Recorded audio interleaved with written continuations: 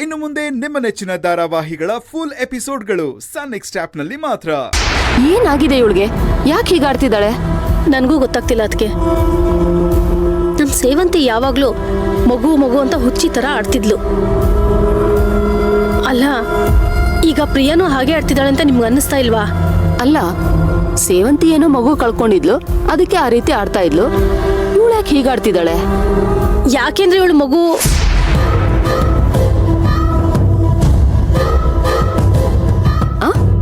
ಏನಂದೆ?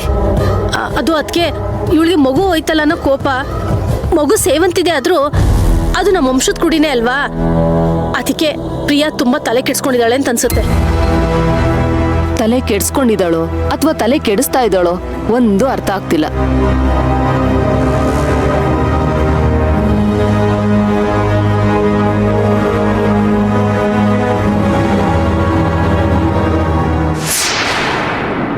ಏನೇ ನೀನು?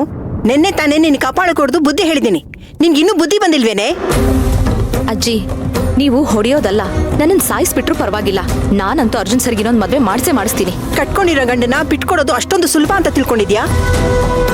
ನೋಡು, ಹೆಂಡತಿ ಜೀವ ಬೇಕಾದ್ರೂ ಬಿಡ್ತಾಳೆ, ಆದ್ರೆ ಯಾವ ಕಾರಣಕ್ಕೂ ಗಂಡನ್ನ ಬಿಟ್ಕೊಡಲ್ಲ. ನಾನ್ ಬಿಡ್ತೀನಿ ಅಂತ ಹೇಳಿಲ್ವಲ್ಲ ಅಜ್ಜಿ, ಇನ್ನೊಂದು ಮದ್ವೆ ಮಾಡಿಸ್ತೀನಿ ಅಂತ ಹೇಳ್ದೆ.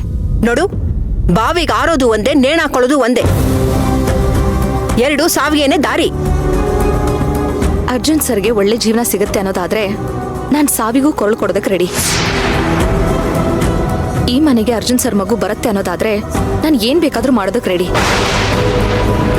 ಒಂದೊಳ್ಳೆ ಹುಡುಗಿ ಹುಡುಕಿ ಅರ್ಜುನ್ ಸರ್ಗೆ ಮದ್ವೆ ಮಾಡ್ಸೋಣ.